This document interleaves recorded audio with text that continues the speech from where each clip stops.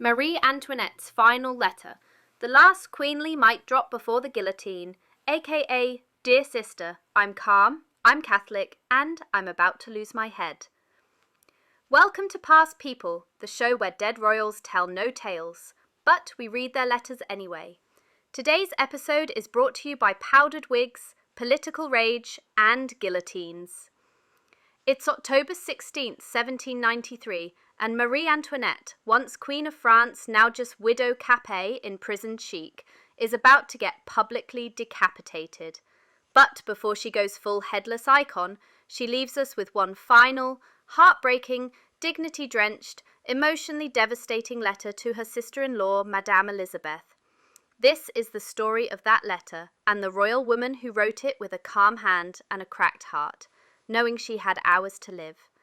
Let's dive into the final words of France's most misunderstood fashion girlie. The night before the crown fell.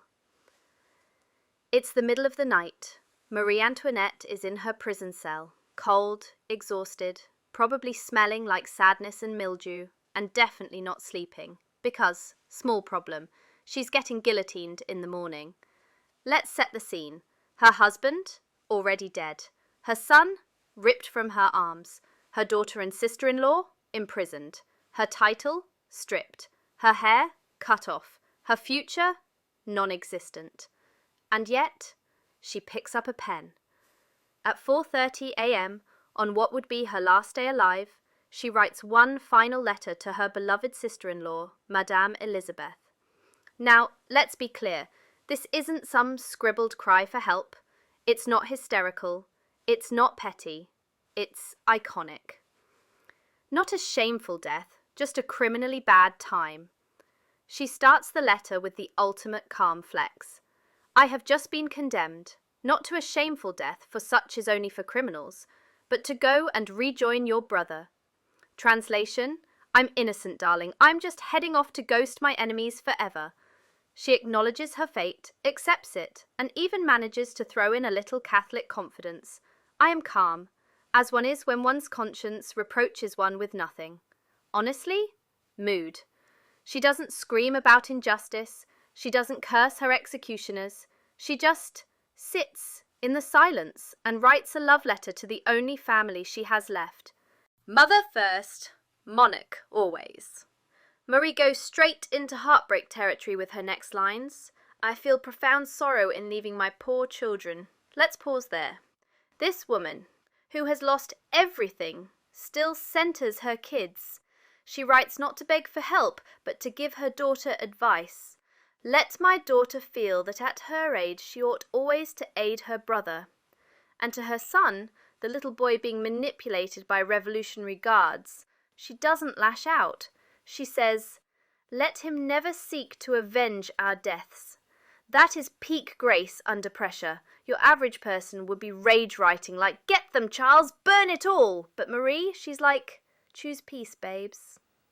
Faith, fakery, and priestly drama. Next up, religion. I die in the Catholic, Apostolic, and Roman religion. She goes full Catholic core, because if you're facing the guillotine, you better know where you're headed after. And then she drops this. Perhaps they will bring me a priest, but I will not say a word to him. I will treat him as a stranger. Marie, my love, we're dying, but we're still holding a grudge. Petty points, 10 out of 10. She's basically saying, unless you're an OG Vatican guy, get out of my dungeon. She ends the letter by trying to comfort Élisabeth. Farewell, my good and tender sister. I embrace you with all my heart, as I do my poor dear children. Her final written words, my God, how heartrending it is to leave them forever. There's no drama, no screaming, just stillness, and that makes it all the more devastating. Spoiler, the letter never even reached Madame Élisabeth. Revolutionary Postal Service? Not reliable. Execution day. Red lip, no head. So what happened next? At noon, Marie is loaded into an open cart like a criminal. No carriage, no curtains, no dignity. Just a tumbril and a lot of Parisians yelling witch. She's wearing a plain white dress, her greying hair tied back, no makeup, no jewellery. Call it guillotine chic. As she steps up to the scaffold, she accidentally steps on the executioner's foot and says, "Pardon me, monsieur, I did not do it on purpose." Queen manners to the end. At 12:15 p.m. her head is removed with brutal efficiency. The crowd cheers. Her body is thrown into a pit. No ceremony, no mourning, no justice. Marie Antoinette was buried in an unmarked grave, forgotten, discarded, erased, until 1815. The Bourbon monarchy returned. They dug her up. They gave her a state funeral. She was reburied at Saint-Denis next to Louis. And her daughter? She survived. She became Queen of France for 20 minutes before her husband was forced to abdicate. Literally 20 minutes. The French do love a revolution. The letter that spoke louder than the guillotine. So what did Marie Antoinette leave behind?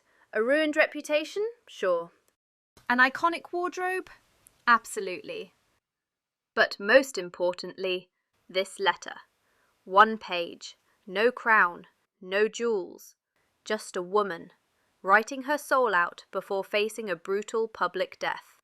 In the end, Marie wasn't the villain. She wasn't the hero. She was something rarer. A real woman, trapped in a collapsing world, who chose dignity, calm, and compassion over chaos. And for that, she'll forever be one of our most chaotically crowned past people.